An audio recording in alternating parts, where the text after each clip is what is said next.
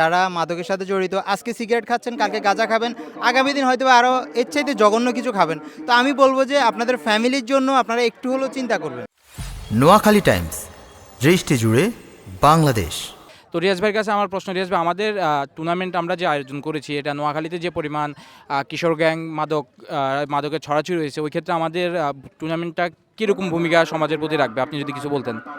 জি, আপনাকে অসংখ্য ধন্যবাদ যে আমাদের নোয়াখালী টাইমসকে আপনাদের মানে টুর্নামেন্টের সাথেই রেখেছেন। এর পাশাপাশি যেই পরিমাণ মিডিয়া কাভারেজ করেছেন, একটা গ্রাম মফস্বলে এই পরিমাণ আয়োজন আসলে সচরাচর সবাই করে না বা করতে পারে না।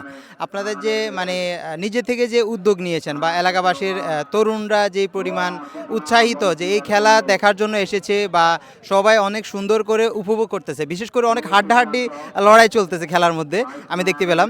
তো আমি বলবো যে আমাদের যুব সমাজ যারা কিশোর গ্যাংয়ের সাথে জড়িত বা যারা মাদকের সাথে জড়িত, তারাও কিন্তু আমাদের মতো ভাই ব্রাদার। তো আমি সবার প্রতি আহ্বান রাখবো যে যারা মাদকের সাথে জড়িত, আজকে সিগারেট খাচ্ছেন, কালকে গাঁজা খাবেন, আগামী দিন হয়তো আরও এর চাইতে জঘন্য কিছু খাবেন। তো আমি বলবো যে আপনাদের ফ্যামিলির জন্য আপনারা একটু হলেও চিন্তা করবেন। আপনার ফ্যামিলি আপনাকে এতটুকু পর্যন্ত এনেছে, পড়ালেখা শিখিয়েছে বা এই পর্যন্ত আপনাকে বড় করেছে। তো আমি চাইবো না যে আপনারা ধ্বংসের দিকে ফিরে যান। আমি কাউকেই খারাপ বলবো না, মাদক যারা সেবন করে তারাও ভালো মানুষ, চাইলে ওনারা কিন্তু মানে কামব্যাক করতে পারবে।